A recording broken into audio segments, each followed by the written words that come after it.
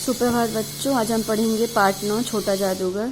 यह एक कहानी है। इस कहानी में लेखक जयशंकर प्रसाद जी ने एक ऐसे बालक का वर्णन किया है जिसे खेल तमाशा दिखाकर अपनी बीमार माँ का इलाज और अपने जीवन निर्वाह की व्यवस्था करनी पड़ती। तो चलिए पाठ पढ़ते हैं।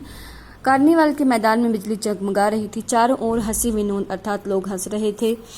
एक छोटे से फुहारे के पास एक लड़का चुपचाप शरबत पीने वालों को एकटक देख रहा था। उसके गले में फटे कुर्ते के ऊपर मोटी सी सूत की रस्सी पड़ी थी और जेब में ताश के कुछ पत्ते थे। उसके मुंह पर गंभीरता के साथ धैर्य की रेखा भी थी। उसकी ओर ना जाने क्यों लेखक आकर्षित हुए। उसके आभाव में भी संपूर्णता थी, मतलब उसके पास कुछ नहीं भी था तो भी वो क्या कर रहा था, लग रहा था कि उसके पास सब कुछ है।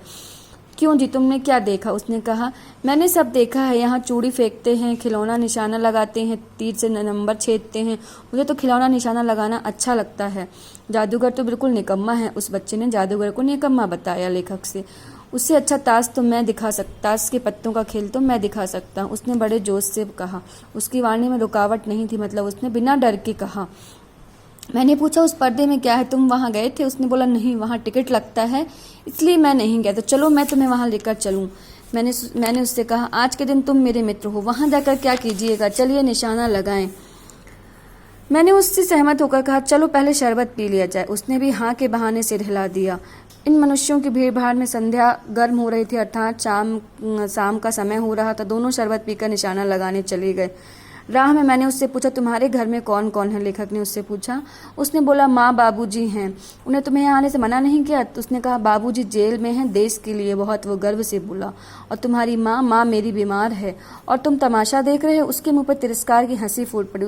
वह हंसने लगा। उसने कहा, तमाशा देखने नहीं, दिखाने निकला हूँ। कुछ पैसे ले जाऊंगा तो माँ का पथ्य अर्थात बीमारी वाला जो भोजन होता है वो ले लूंगा। मुझे शरबत ना पिलाकर यदि आपने मेरा खेल देखकर मुझे कुछ पैसे दे दिए होते तो मुझे तसल्ली हो जाती, उसने लेखक से कहा। मैं आश्चर्य से उस 13-14 वर्ष के बच्चे को देखने लगा। लेखक उसको देखने लगे। सच कहता हूँ बाबूजी, माँ बीमार है, इसलिए नहीं गया। कहाँ? जेल में। जब कुछ लोग खेल तमाशा देखते ही हैं तो क्यों ना मैं दिखाकर माँ की दवा दारू कर अपना पेट भरूं। सही बात है, हम भी कहीं जाते हैं तो हमें भी अच्छा लगता है जादू का खेल देखना। तो यह बच्चा भी वही करता था। लेखक ने लंबी सांस ली। चारों ओर बिजली के लट्टू नाच रहे थे। मन व्यग्र हो रहा था। लेखक का मन व्यग्र हो रहा था। अच्छा चलो निशाना लगाया जाए। हम दोनों उस जगह पहुंचे जहाँ खिलौनों के गेंद गिराए जाते हैं। मैंने 12 टिकट खरीदे। लेखक ने 12 टिकट खरीद के उस लड़के को दिए। वह निकला पक्का निशानेबाज। उसकी कोई भी गेंद खाली नहीं गई और उसने पूरे 12 खिलौने बटोर लिए। लेकिन उठाता कैसे? कुछ मेरे रुमाल में बांधे, कुछ जेब में रख लिए। लड़के ने कहा, बाबूजी आपको तमाशा दिखाऊंगा, बाहर आइए, मैं चलता हूँ। ऐसा कहकर वह 9-2-11 हो गया। मैं मन ही मन इतनी जल्दी आंखें बदल गई, मतलब लेखक ने सोचा कि अभी तो ये मेरे साथ था, इतनी जल्दी ये भाग गया यहाँ से। मैं घूमकर पान की दुकान पे आ गया। पान खाकर बड़ी देर तक इधर उधर लेखक क्या कर रहे थे, टहल रहे थे। झूले के ऊपर नीचे आना देखने लगे। अकस्मात किसी ने ऊपर हिंडोला अर्थात जो झूला है उससे आवाज लगाई। बाबूजी, मैंने पूछा, कौन? मैं हूँ छोटा जादूगर।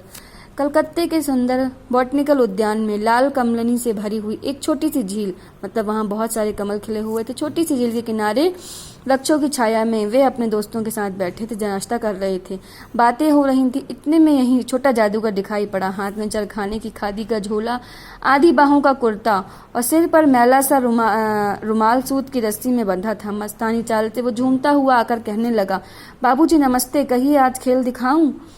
नहीं जी, हम लोग जलपान कर रहे हैं, लेखक ने कहा। फिर उसके गाना बजाना होगा। बाबूजी, नहीं जी तुम्हें। मैं क्रोध से कुछ कहने ही जा रहा था कि मेरी श्रीमती जी ने अर्थात लेखक की पत्नी ने कहा, दिखाओ, तुम भी अच्छे आए, भला कुछ तो मन बहले। मैं चुपचाप हो गया। श्रीमती जी ने की वाणी में बहुत मिठास थी जिसके सामने किसी लड़के को रोका नहीं जा सकता था। उसने खेल आरंभ कर दिया। उस कार्निवाल के खिलौने में उसके खेल ने अभिनय करना शुरू कर दिया। भालू मनाने लगा, बिल्ली रूठने लगी, बंदर घुड़कने लगा। गुड़िया का ब्याह हो रहा था। गुड्डा का वर काना निकला।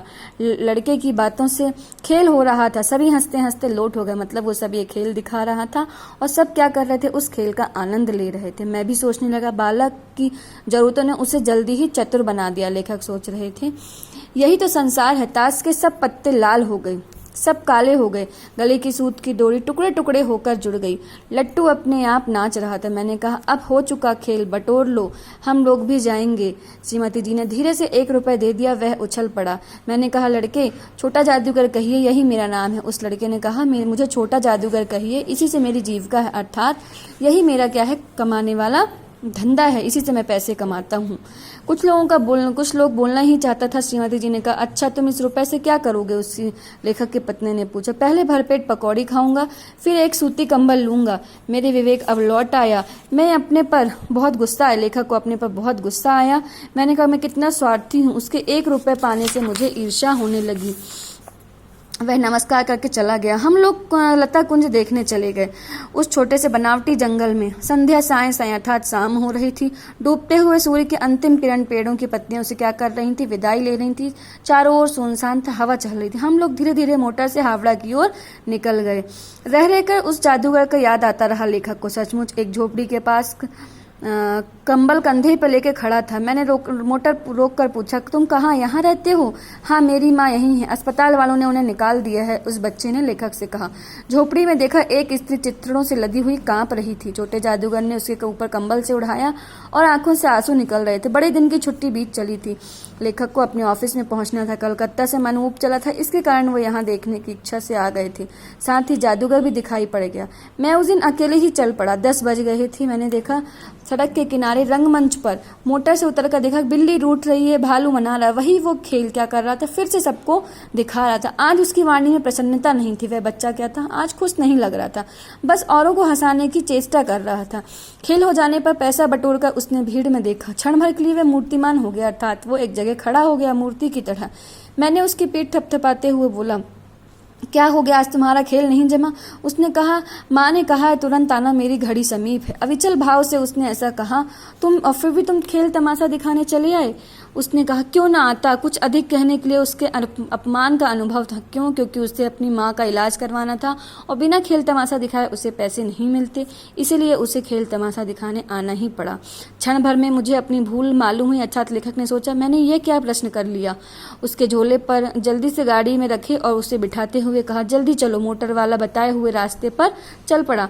कुछ ही मिनटों में झोपड़े के पास लेखक और वो जादूगर पहुंच गया। दौड़कर झोपड़े में देखे, वो माँ माँ पुकारता हुआ घुसा। मैं भी उसके पीछे गया, किंतु स्त्री के मुंह से बे निकल कर रह गया। अर्थात उसने अपने पुत्र को देखा और वैसे ही वह उसकी अंतिम सांस थी। उसके दुर्बल हाथ उठकर गिर पड़े। अर्थात जैसे ही उसने अपने बच्चे को देखा, उसके बाद उसकी मृत्यु हो गई। जादूगर उससे लिपट कर रो रहा था। मैं बहुत चक्का खड़ा था। अर्थात एक टक क्या हो रहे थे, आश्चर्यचकित होकर खड़े थे। उस साफ धूल में सारा संसार जैसा जादू सा चारों ओर मेरे ओर नाच रहा था। अर्थात लेखक को लग रहा था यह जादू ही है, ये संसार क्या है, एक जादू है। सबका आना जाना यहाँ पे जीवन का चक्र है।